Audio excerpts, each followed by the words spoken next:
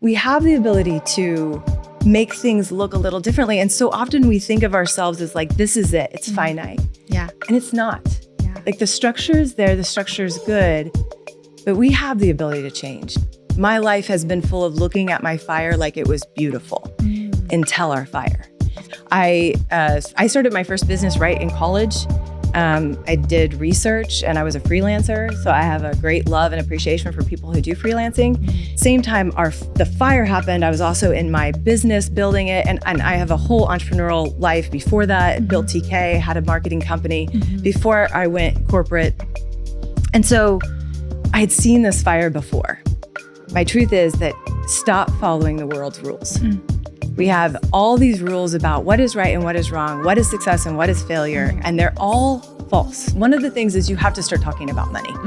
Yes. There is a tendency in our world, and this is not male, female, or anything. It's just there's a tendency to not talk about money. And some of us were raised not to talk about money, like, oh, that's taboo. Yes. Talk about money. Yeah.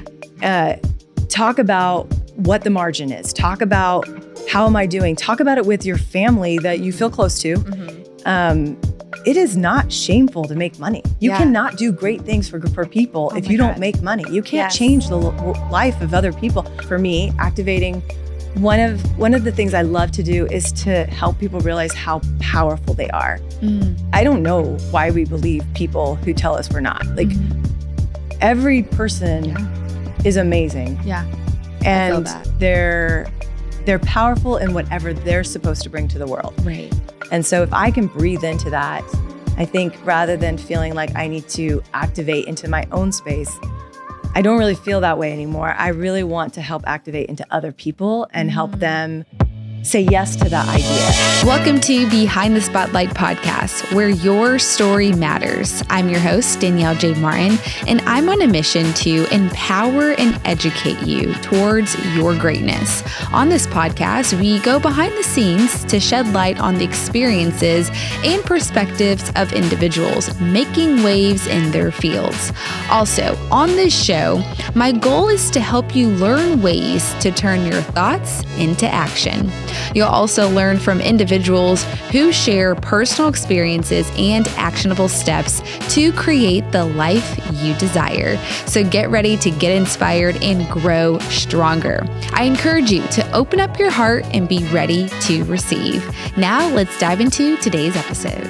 Okay, welcome everyone. We are going to be starting our official behind the scenes of the Rise and Thrive conference, and kicking us off is Tara Dimick. How are you feeling? I'm fantastic. I'm excited for this episode because I've been waiting for this moment to speak with you because, okay, I know you're laughing, but seriously, like, you're a badass. Like, you really are. And for many people who are not familiar with who you are, we're going to dive into all of that. But with this being a special series where we're talking with all of our panelists, that's going to be at the Rise and Thrive conference. First of all, thank you. I'm very much looking forward to it. I'm looking forward to it as well because I know you're going to provide a lot of value.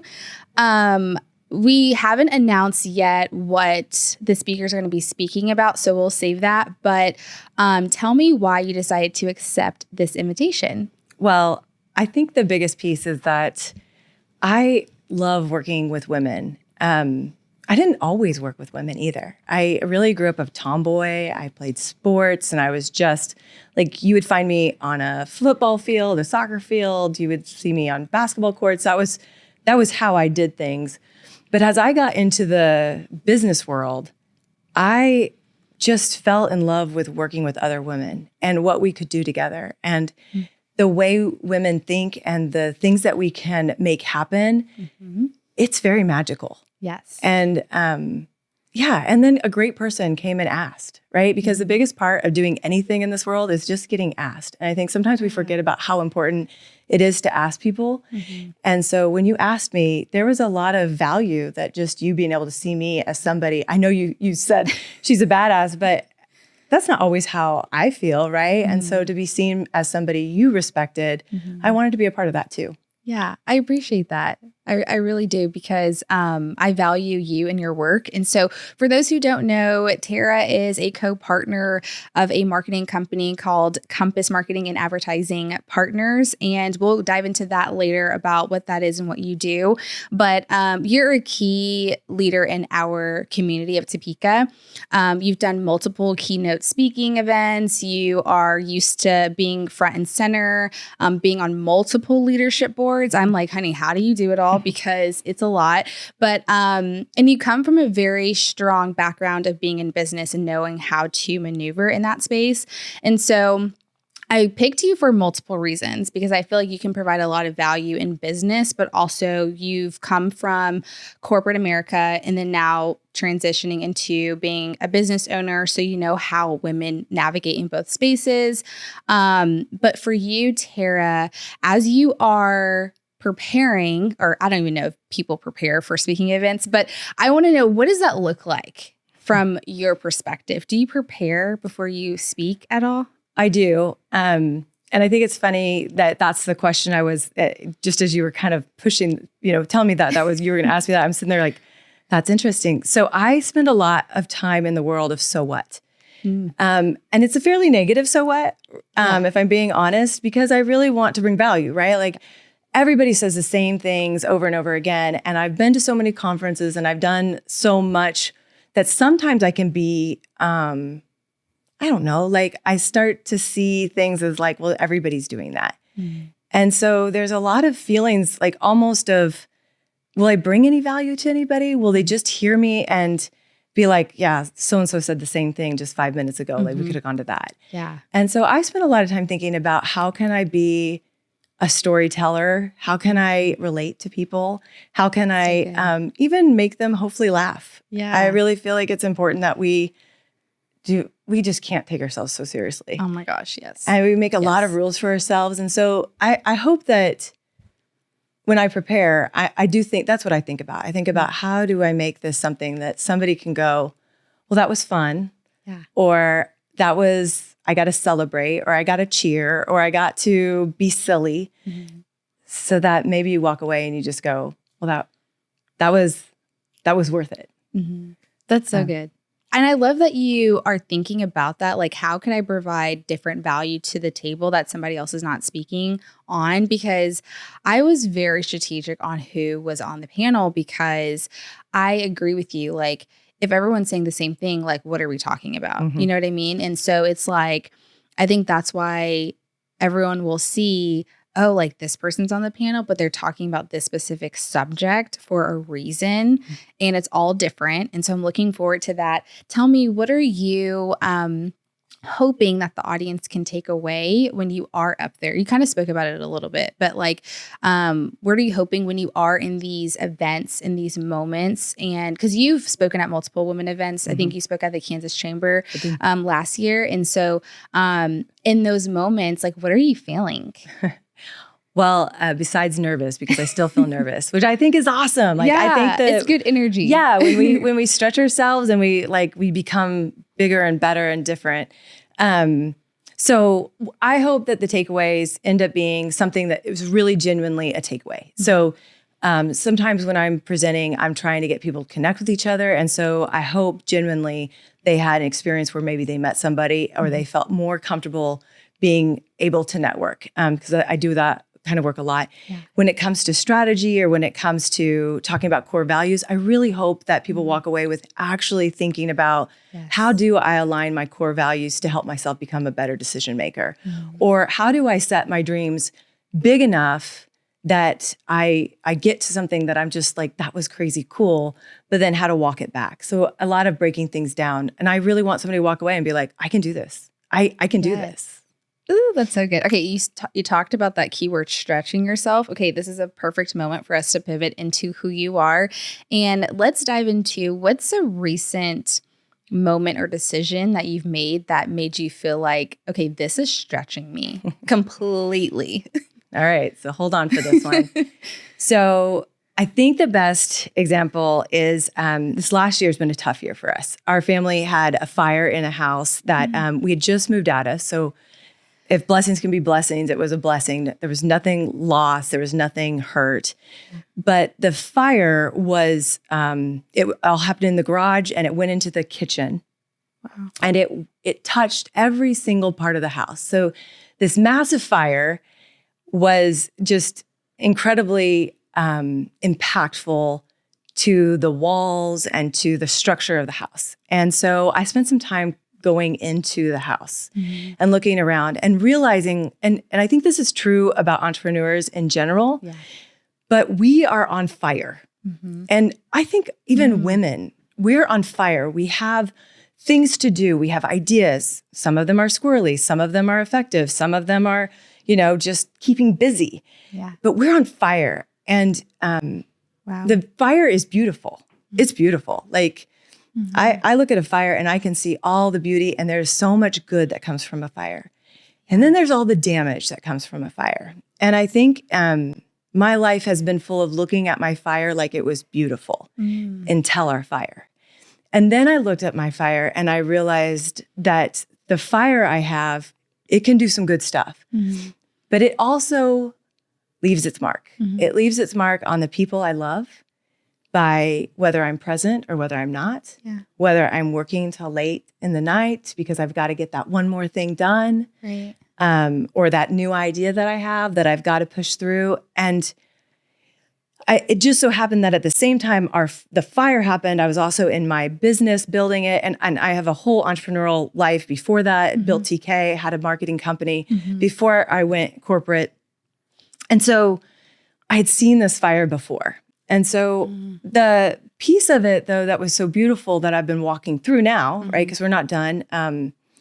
Thiesen's team has come in and done this incredible job. And what they've done that I think we all can do is they cleared it all away, right? All that damage, it wasn't damage that destroyed anything. It didn't destroy the house. The foundation's still there. We're still these beautiful people, right? Made by God's grace and amazing in our wholeness. Yeah. But we have the ability to change some walls. We have the ability to make things look a little differently. And so often we think of ourselves as like, this is it. It's finite. Yeah. And it's not. Yeah. Like the structure is there. The structure is good. But we have the ability to change. And I think every day when I go back into the house and I see things just change a little bit more and watch them tear out a wall that in my mind always had to be there. Like that was where that was supposed to be. And then, they go and they see it completely differently and they just rip it out. And you're like, wow, if they can rip it out of there and it's beautiful. I can be beautiful in different ways. So I think that has been an incredible transformation over this last year that I'm working through. Yeah. Right. And I'm working through what does that mean for me and who am I becoming? Yeah.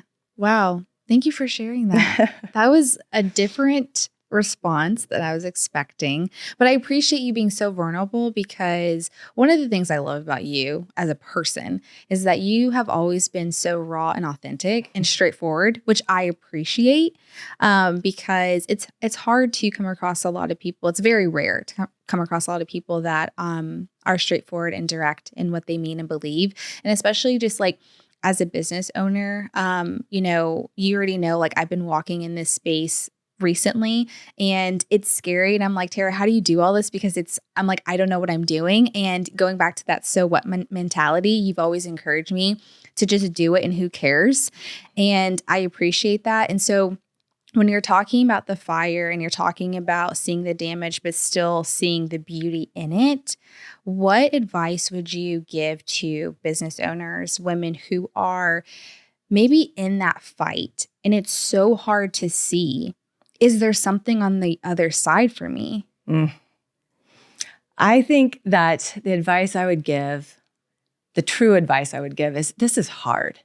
This is so hard. It's so worth it in many, many ways, but you're constantly navigating that. And I think that, so my truth is that stop following the world's rules.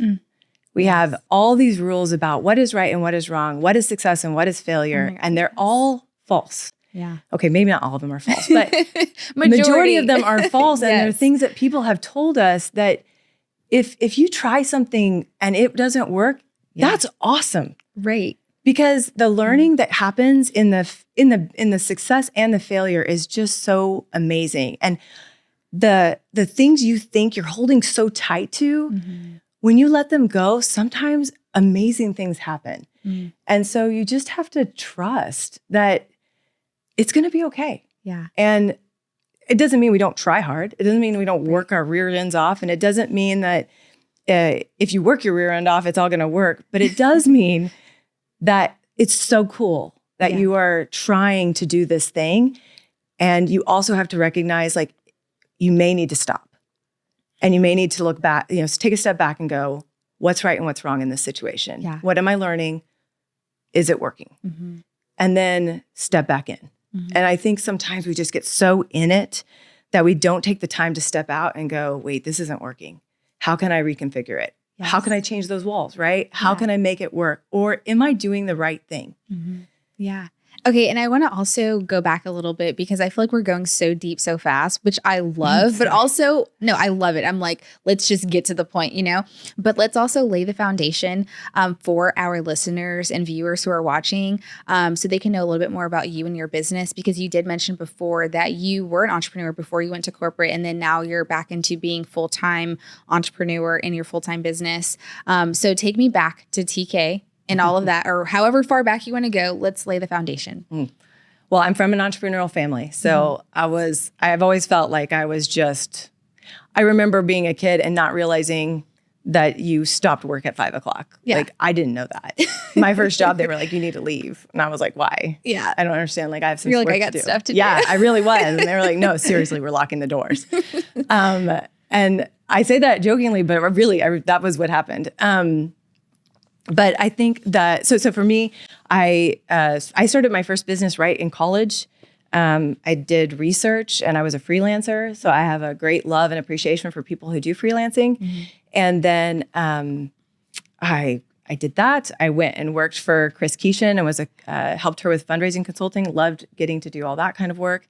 And then I started my company, and I honestly was kind of like, if you have a problem, I can solve it. Yeah. And I could work harder than anyone, and that was kind of my mojo. I did a lot of marketing plans and did a lot of marketing just in general. And then the opportunity with TK came about. Yeah. TK had been started already. Kevin Dole started TK. And so I took on that magazine and dove into being a business owner of a magazine. That was very terrifying and wonderful, but I just did it anyway, right? I think the experiment is what I'm not afraid of. I love to try and see what happens. Yeah.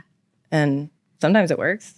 Sometimes it doesn't. So you're a risk taker, basically. I think I am, but I don't know that I'm that big of a risk taker. I feel like if it's not that scary, it's not that scary. But I do feel like when you start talking big money and you start talking some bigger things, it's a bigger risk, right? Yeah. It feels a lot bigger. I would say I'm a mild risk taker.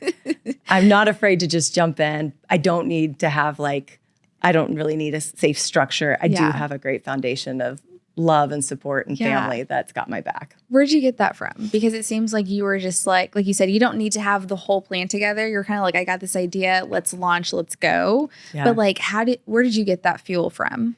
I think from my family. I think that my dad's an entrepreneur, and he was very much like that. And just I think that I have a lot of faith and a lot of hope. So I have a lot of faith that the world will work itself out, and I know that I can always get back up. I have a lot of faith in myself. Yeah. And then I just have a lot of hope. Maybe it's ridiculous, but I really do believe that the world's a wonderful place, and if you just turn off the TV, it's a pretty beautiful place. Oh yeah. And the people Social in it, media too, the people in it are amazing. Oh and I think we can make it. I think we're making it a better place. I know it feels sometimes like it's falling apart, but I think in the falling apart, we're making it a better place. We just can't see it yet, but it's happening. Yeah.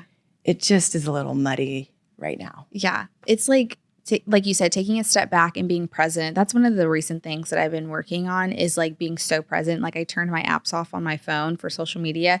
So when the timer's out, it's done. I'm just over it. And so it's been the most exciting time in my life because I've just been present in everything that I do, that I feel like I can think, I can breathe, and I can appreciate what's going on. And so, I appreciate that reminder, because it's like this energy of FOMO is crazy, and it's like people feel like constantly that they're not doing enough, they're not enough. Yeah. And so like, how did you get to that space and feeling and knowing, not feeling, really like knowing in everything that you're doing, you are enough? Well, I didn't grow up with social media. I think that helped. That's true. It's different now. But yeah. I do think we're all born with strengths. And I do think that's a big piece of why one thing works in another. Like, I don't consider myself probably one of the most empathetic people in the world, right? Mm-hmm. But when it comes to knowing myself and to feeling like I got this, I know that I can work hard. I know that I can reinvent myself. I know that if I just want to move tomorrow, like my daughter did, to Salt Lake City, I can do that. Yeah. And I can reinvent myself in Salt Lake City. Mm-hmm. And I do believe that the foundation I had was very blessed, and I have the most incredible parents. I had incredible grandparents. I had a great sister and brother. I have them. Mm-hmm. And I think that family and that unity of knowing that every Sunday we would get together and play cards with grandma and grandpa, and knowing that was always there, right? Even though that has changed, it was a very safe constant. And now I think my family and having all that, those are the pieces that help, I think, settle me and stabilize me in a way that's very whole, makes me whole. Yeah. Yeah. Okay. So let's get into more about Compass and what that business is and how did that come about? You are a co-partner. So tell me all about it and how that came. How did you guys create it in the beginning? Yeah. So I love marketing. I've done marketing all my life. The years are getting to be large when I have to say, how many years have you been in business? I'm like, I have to laugh because my mom let me know my age the other day, because I thought I was 2 years younger. And then she was like, no, Terry, you're 2 years older than that. And I was like, oh, well, you just added to, I'm not talking to you for a while. Well, you still look good. Yeah. You still look amazing. It's great. But anyway, so somewhere around 25 years. And so I love marketing. I love doing that piece. I really loved corporate world. I would go back there again. That was a great space for me. Yeah.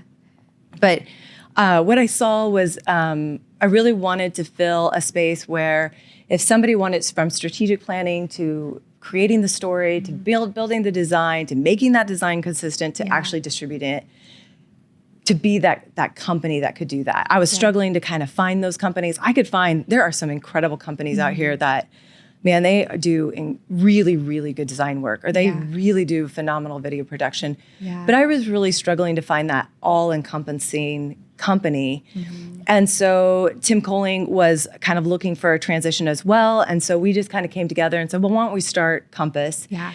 He lives really more in the media buying side. I live more in the marketing space. Mm-hmm. And so it was a nice partnership to be able to serve both all those like whether it's traditional buys like billboards and radio and TV, or whether it's the online digital side where we're buying CTV and OTT, we're able to do everything. We're doing emails, mailings, all the ways you can get marketing out. Yeah. And so the marketing, though, I would say the biggest transition that we found was we ended up being marketing department for companies. So we're not really, we're not necessarily a project company. People aren't coming to us and saying, could you do this project and then you're done? Right. They're more coming to us and saying, could you be our marketing department? Yeah. And so it's been a great way for us to really fill in something that's a very much of a niche that's, I don't know anyone who else is really doing what we're doing. Yeah. But the team we have is perfect at it because that's who they are. Yeah. And so everyone's entrepreneurs at heart, which is amazing. So Jen Getz is an entrepreneur and just amazing with our clients. Christina Noland is just amazing with clients, and Danielle Smith. And then, of course, Tim. They've just been able to really navigate that I can be your person kind of experience. Yeah. That's awesome. Yeah, it's been good. I'm really excited to share something really special happening at the 2024 Rise and Thrive Conference. We're adding a charitable component to the empowering experience this year called the Empower the Period Donation Drive. It's an opportunity for all of us to help young ladies with their menstrual cycle by providing them with these essential items that they need. This component of the conference is a collaborative effort with the Boys and Girls Clubs of Topeka to support their teen center. Now, as we come together to celebrate and support women at the conference, we also want to shine a light on an important issue: period poverty. It's a challenge that many women face around the world and right here in our own community. So by joining us in this drive, you can make a real difference with us. For more information and ways to donate, you can simply donate online or bring your products to the event on August 16th and 17th. For more information on how to help this cause, head over to our website at daniellejmartin.com/empower the period. That's daniellejmartin.com/empower the period. Now let's empower women together. I loved how you talked about how you guys sounds like very innovative and different from other companies. Talk to me about what would you say makes you guys stand out? You talked about how you're not just a one-time project company. You are walking companies through their entire process, their entire marketing line of kind of being that partner with them throughout the entire way. What makes you guys so unique? Wow. I know I'm supposed to have a spot on answer for that. That was, okay. especially as a marketing company, I'm supposed to be able to go boom. But I think that a big piece of it is that everyone that is on the team is very experienced. Long-term, been with companies or been entrepreneurs for 10 plus years. Even Christina, who actually is coming out of college, has so much experience and so many awards that she's won. I think that what makes us unique is that experience helps us know how to help guide someone.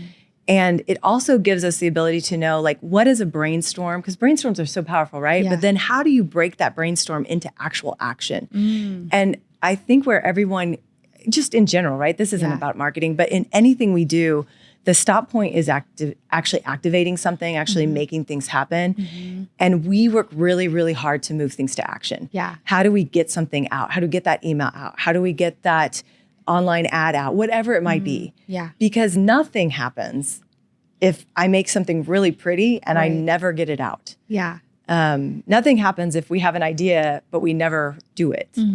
So getting it moved from that big brainstorm where all those ideas are on a big sheet of paper, and then moving it to what actually matters. Right.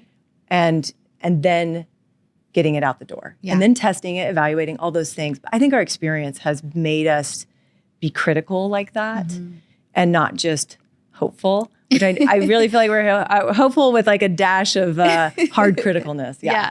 Well, I love how you said that word activating. And so it kind of brings me to this other question of you talked about idea phase to action. And so I've been in this space of seeing and hearing activating multiple different times. And I'm okay, it's kind of like that red car effect when you see the same car over and over. It's speaking to you, it's kind of attractive. And so for you, what advice could you give to business owners about activating the idea that they have and not just sitting on it or waiting until all the pieces are together? How do you go from activating an idea to action? Yeah. The biggest piece is that if you wait until you're 80%, you've lost it. I mean, that's just, you've gone way too far. Yeah. And I think I really am a big believer in experimentation. So figuring out how you can take it in a way that you can handle, what's a bite-sized piece of that big idea? Yeah. How could you test the market with it? How could you give it a shot? And that's easy to say, right? Because depending on the idea, it might be way bigger. But if you don't experiment, if you don't do something with it, then it's just spinning you out. And I have a few things I live by, but one of them is shit or get off the pot. So sorry. But it is because at the end of the day, like how many people obsess and obsess and I mean, we all do it. There's nobody out there that doesn't get to be like, I don't. Yeah. No, we all do. We think about things and we think about it. It could be the next thing you want to buy. Right. Right. Whatever you're shopping for on your phone right now. Yeah. And we spin out on that. And so if I could give you anything, it's like either act or stop. Right. Stop thinking about it. Stop spinning your wheels. Stop shopping for it. Give yourself a break. And it will find its way back to you. Yeah. If it's meant to be. Yeah. So I love that we're talking about this because I think marketing in this time right now, it is so sometimes confusing. People don't know what is working for them. And I think you can really talk about this as from like a business perspective because you have Compass, you have other silo businesses. And so let's speak to the small business owner right now in this case. That's like, how do they figure out how to market their business, whether it's online or whether they have a brick and mortar? It's like, how do they figure out what is best for them? Well, I know it's a huge question. Right. That's a huge question. Well, if you're just talking about a small business, I mean, at the end of the day, you're limited funds. So you're going to have to get very, very hyper-focused. And I think what happens with so many people is it's like the shiny object. And so they do a little bit here and they do a little bit here and they do a little bit here. And then all their money's run out, all their time's run out. And they're like, why didn't it work? And so it really has to be a very focused effort. And whether that's social media and you just go hard and you get uncomfortable, because let's be real, some people are fantastic at social. Yeah. But it's hard. It's exhausting. It's exhausting. You overthink it.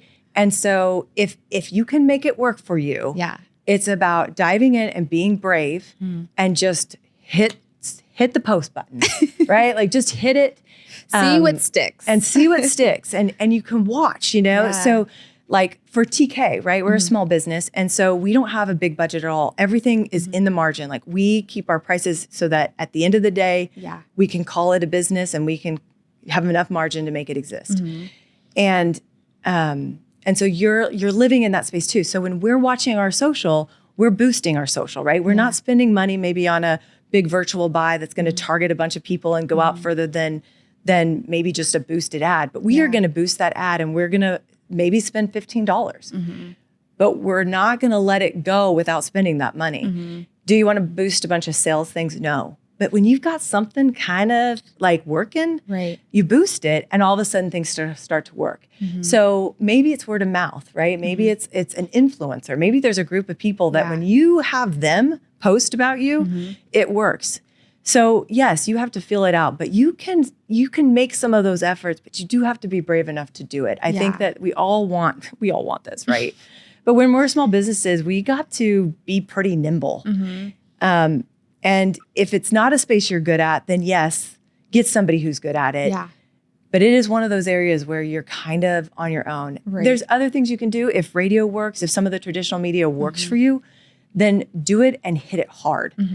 But if you're just going to throw a little bit of money here and a little bit, I promise nothing's going to work. Right. And you're going to be so frustrated with why is it not working? They told me it would work. It's got to be an all-in effort. Right. And like with your years of experience in entrepreneurship, how important is it for consistency, regardless if you are a small business owner or you have a partner with you, which I'm sure, would you say having a partner in a business is easier than being by yourself? Oh, it's a great question. And I don't mean anything towards my partner. Tim's fantastic. I think both have different complications. Like I think that, if you're having a business partner, you got to be in tandem with things that are going on. And that's not always easy. When you're by yourself. And so you're like all by yourself and you feel it. And so they both have their different goods and their different bads. How important is consistency for you? Regardless of if you're by yourself or you're in partnership with someone. Yeah, it's really important. I think what's really important in that is also some of the branding things. Like having your logo be consistent, having your colors be consistent. Sometimes colors are more important than the logo. You had Martha Hyland on here, and oh my God, that woman is awesome. Phenomenal. And everywhere she goes, she's hot pink, right? You know her. Yes. And she has done an incredible job just branding who she is with that pink. And so there's some things like that where you can find your way to show your consistency and hitting it home over and over and over again so that people know what to expect and they know that's you. Yeah. And that takes so much effort. So you really got to make a decision. This is who I am. I'm going to stay with it, because another tendency we have is like, oh, they did that. I'm going to change my entire design to look like that. Yes. And then everybody's like, wait, is this a new product? And it's like, it's no. confusing. It's And then very people confusing. don't know like who you are, what you represent. And I think they like just see inconsistency, if anything. So then that's confusing to who you are as a brand. Okay, really, really good. Sorry, I'm like, this is a selfish episode because I'm just like, I love talking about business with you, but you're really big about looking at a chessboard and literally figuring out what pieces to move before you even make them. Yeah. Well, okay, so there's lots of ways to look at this. Like, I believe in planting seeds. Maybe for you, it's building a wall, right? Putting bricks in place to build the house or whatever it might be. So for me, I can have the worst day in the world, but as long as I planted just one seed, right? One tiny seed, maybe somebody I needed to talk to, maybe that phone call I needed to make, maybe it was a design I needed to do, whatever it is, but I planted a seed. I am that much closer to that big idea. So for me, it's all about getting an understanding of like, what is the dream? And sometimes that is really hard. Yeah. Like, I'm not going to lie. Like, there's days where I can't even come up with like, what do I really want? How do I really want this to look? Because as we get older, we start to see like all the things that are going to happen to do all that. And you're like, I don't know if I want to work that hard. But when you're young and naive, it's fantastic because you don't see any of that. And so, you know, to have that big dream, but you got to walk it back and you got to say, okay, well then how do I get to that? You know, maybe the mark is I want to make $1 million. I want to have $1 million in sales. Yeah. Okay, well, if I have $1 million to sell, how does that happen? How do I get to 500,000 in sales? How do I get to 250,000 in sales, 100,000 in sales, 50,000 in sales, wherever you're at, right? And then it just becomes possible. It's not crazy. And then you start to ask questions like, well, what if I made the margin just a little bit bigger? I could get there faster. If my price just increases a little bit more, and how much is my value? And you get to ask different questions when you really can start looking at it from not just like, oh my God, that's so big. I don't know how to get there. Yeah, but that's the thing. So a lot, and I think we've talked about this before, but a lot of women really don't think that making $1 million in a year is possible. So for some people, it's a limiting belief. For you, you're like, we could do that. Why not? Let's do it. So what advice could you give to women to fight that limiting belief, to know that, like you said, it is possible? So what? Why not? Why not think bigger? Yeah, I'd love to say there's like this magic pill or something like that, because that would be fantastic. We should all take that. Yeah. I don't think it's easy, and I don't think but I do think one of the things is you have to start talking about money. Yes. There is a tendency in our world, and this is not male, female, or anything. It's just there's a tendency to not talk about money. And some of us were raised not to talk about money, like, oh, that's taboo. Yes. Talk about money. Yeah. Talk about what the margin is. Talk about how am I doing? Talk about it with your family that you feel close to. It is not shameful to make money. You cannot do great things for people if you don't make money. You can't change the life of other people. My family, we are in the middle of this tragedy, and because my family is just so generous, they have completely taken some of our burdens because they were financially secure to do that. Wow. They couldn't have done that without being financially secure. I hope I can do that for other people. Yeah.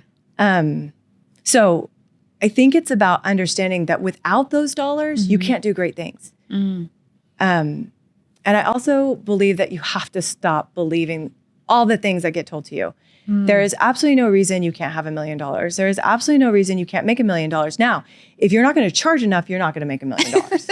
So that's a problem. Look, honey, She was speaking to the choir last year. She's like, Danielle, what are you doing? Yeah. This, like, what's happening? Yeah. But like, you need also that accountability partner. And so I think for me, I had to realize the people around me during that time was not the right people that I needed to realize that what I'm offering is valuable. Right. And so I think for the first time this year, I'm like, the price is the price. And like, I'm sorry, like it is what it is. But yes, to have someone like you say, you need to charge more. Like you have to charge more in order for you to get to where you want to be. But not everyone has that accountability near them. And I think one of the things that I think happens when we talk about money and we say you have to charge more. I remember actually the first person that said it to me and being like, oh, that's so greedy. But here's the deal.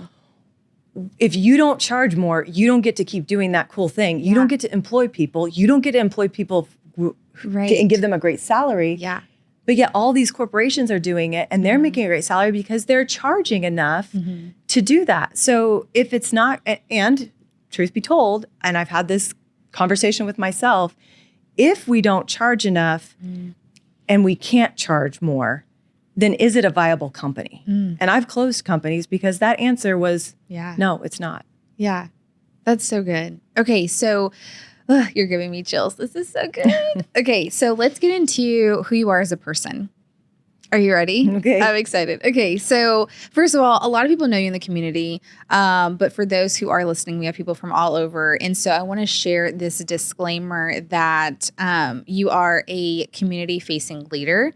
And so a lot of people see you and they're like, ooh, I am motivated, but also intimidated because you have a lot of good things going for yourself, but also you can come off as like this known secret. It's like, we don't know what's next. And it's like, do you ever get that feedback of like, what movie is she going to make next? I need to know more. And maybe you do that intentionally. No, I really genuinely, there's everything you see is what you get. I'm an all cards on the table person.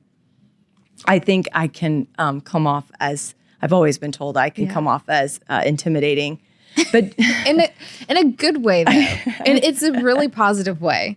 It's more like confidence. And I don't think that people are used to that.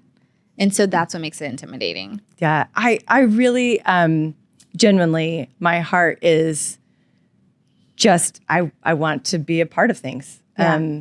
I think you are supposed to be here to make the world just a little better than you got it. And that feels hard sometimes, I'm not going to lie. But I think we're supposed to be engaged. I think we're supposed to be a part of things. I remember as a little girl, I've told this story a few times, but as a little girl, we were having a flood. I lived in Great Bend.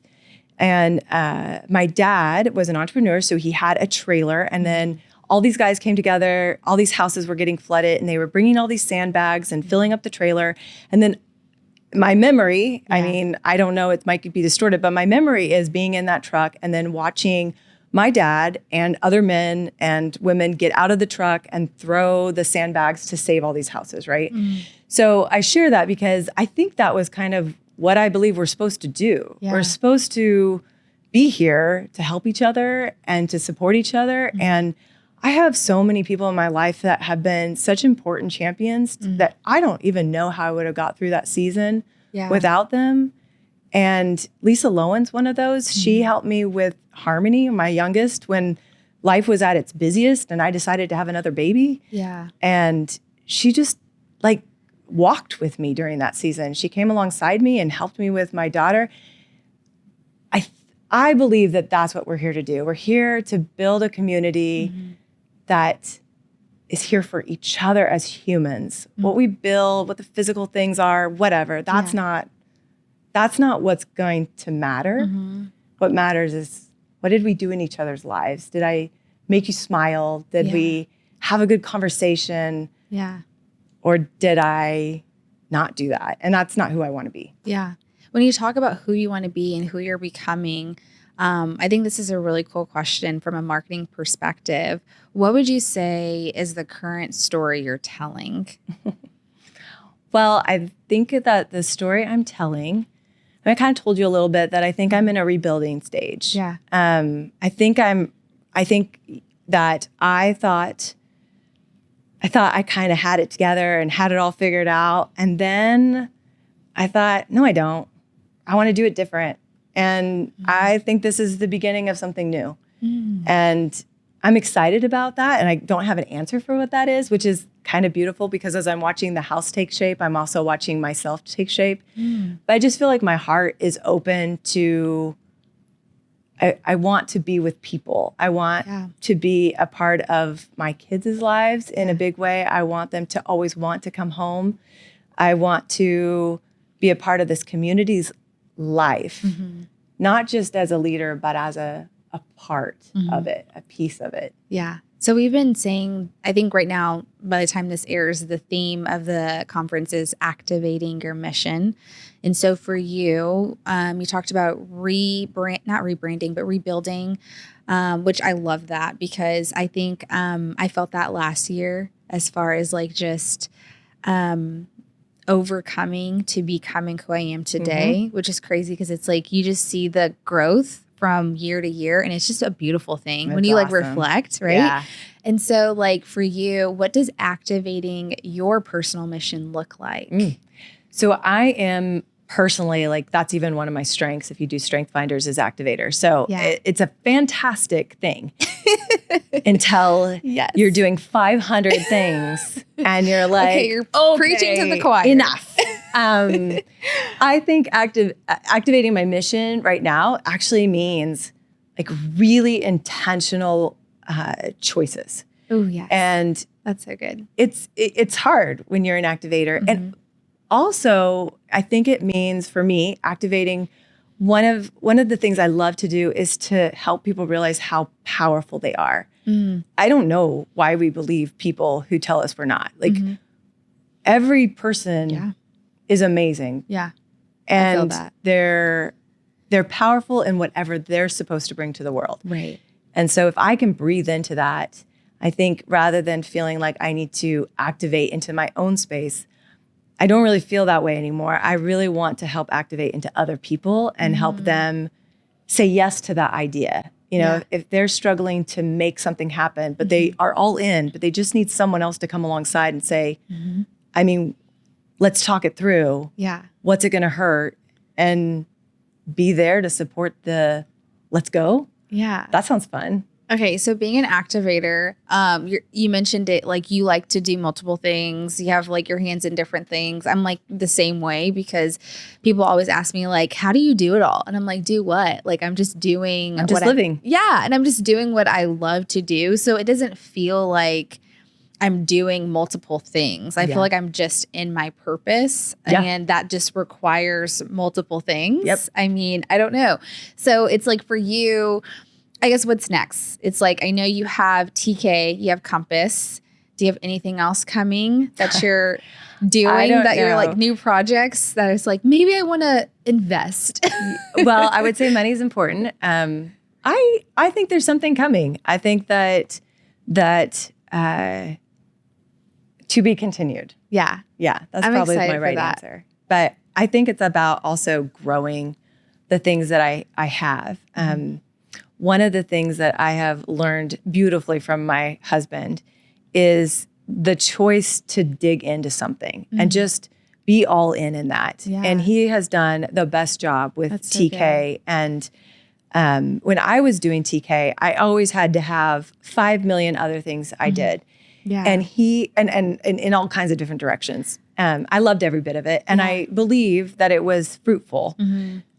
But he has a different perspective of really digging in and being hyper-focused on TK. And it is a beautiful thing. I mean, the way he works and the way he does it is impactful for the focus that TK has. And I feel like while we do things differently, I love that he's showing me a way that I think in my own world, as I look at what's next, it's about what could I do really, really great if I wasn't overly saying yes to so many things. Yeah. Okay, so I'm going to say that I'm in that exact space.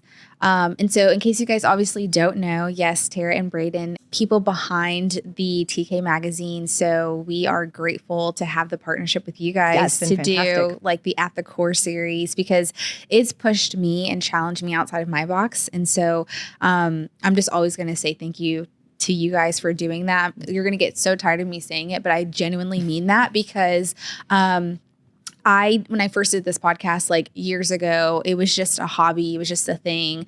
And then being surrounded again with the right people, like with you and Michael, just being reminded that like, this is what I love to do. I love just sitting down and talking with people. Yeah. And so the recent decision that I said was I was going to go all in with the podcast. And That's so exciting. By the end of this year, my goal is to like finish the entire studio because it looks crazy right now, but like just to like finish everything from this side. They can't see the other side, but to just go all in because it's just like you said, where could it go? Mm-hmm.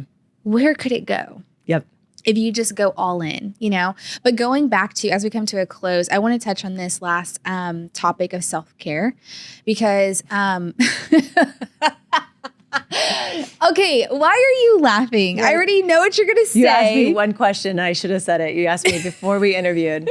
Is there anything off limits? I should have said self-care. Please don't ask me about self-care. I did, but I want you to share it because I love your thought on this. You don't make me feel crazy. And so I'm like, I need proof that like how we think is normal. It's very normal. But it is normal. I want to touch on self-care and what does that look like for you? Because everyone is different. And I think that's why I want to talk about it because self-care is different for everyone. The amount of times that people have said, even to Michael, you need to go to sleep. You need to sleep. You need to sleep more. And it's like, if you know anything about him, he's like, what? We're not sleeping. Right. And that's okay because that's what we decide to do. Mm-hmm. And our lives just look different. Even my parents had to, I had to say something to them because they were concerned about me. And I said, do you remember your sacrifice season? Like I had to just like remind them, like, do you remember that? Like that's what we're in. Yeah. I love that. The sacrifice season, right? Yeah. We're all in seasons. Yeah. Like we're all in seasons. And so for you, what does self-care look like? So I think for me, I'm very similar. I actually don't feel healthy if I'm not working, which I know is an unhealthy probably statement to a lot of people, but there's so much joy that I get from working, from being with people, from being a part of boards and organizations. There's so much like that fills my cup. Yes. So when I appreciate that other people, that does not, and they need something different. But for me, I need those things. Yeah. I need to be a part of community. That's what gives me purpose and value. So how do I self-care? As I've gotten older, I'm better about understanding that I need to go to sleep. Like now, which might be at 1 a.m. Right? But for me, it's recognizing I think sleep is important. It also might be at like 10 in the morning, right? Where I'm like going, take a break. I need a break. I am looking at the screen and nothing's happening. It's time to step away and take a break. Yes. I work outside a lot. I love the sun and it makes me feel good. And so that is a way. Yeah. So it's working. So I feel fulfilled. I also love like being at my kids' activities and so it's important for me to try to like, I do have an overwork situation where I like to overwork, but I try to like sit down and enjoy that game. So there's just these moments where I feel like for me, it's about trying to be present when I need to be present. I fail all the time. And so I forgive myself a lot. I'm like, I don't see it win. Right? Like there's days where all I want to do is play Best Fiends. I don't know if anybody plays Best Fiends, but like, what is that? It's just, one of those phone games, right? Where it's the mind break where you just want something that breaks your mind. You don't have to do anything else. But then I feel like, try again tomorrow. Yeah. But I give myself a lot of grace now. I used to be very hard on myself. I see that. Yeah. And now I feel like it's okay. Yeah. Like, we have to remember that. I mean, I keep going back to this, but the best thing that ever happened to me was somebody told me, you have a lot of rules. And I was like, no, I don't. And then I was like, well, that was just me basically deciding I had a rule about that. And once I started looking at my life of all the rules that I had created for myself that made absolutely no sense to be a part of things. Like even things as simple as like what might or might not happen if I showed up late. And don't get me wrong, I don't want to show up late. I still have that rule, but Yeah. like the world's not going to end. Yeah. So I don't need to beat myself up over it, Yeah. right? Like, how do we actually care about ourselves from that perspective of like, you don't have to be so mad at yourself for making a mistake. It's okay. Is it like almost like that perfectionism syndrome Definitely. a little bit? And it's like the fear of failure. Is that where that comes from? I think I think it can. Just like I for think you. mine has just been, you follow the rules. Yeah. These are the rules. This is what you're supposed to do. And my parents weren't like, that wasn't something in our household, but it was always part of who I was. I think that was how mine looks. Some I think it looks like fear of failure. Some I think it looks like fear of success. Wow. But for me, it's really a shape around rules. Yeah. The world has told us this is what we're supposed to be. This is what we're supposed to look like. This is what we're supposed to act like. And if you don't, then you're bad. Yes. You're wrong. And Yeah. I was wanting to be correct and right. And so I wanted to make sure I was liked and I fit in. Yeah. So you have to follow the rules. I don't know. I think it's okay to break the rules. So now how many rules are you breaking? I don't know. Probably not enough. Let's be real. Where are we at still here? a good rule follower. But I definitely feel like my personal being is good. Yeah.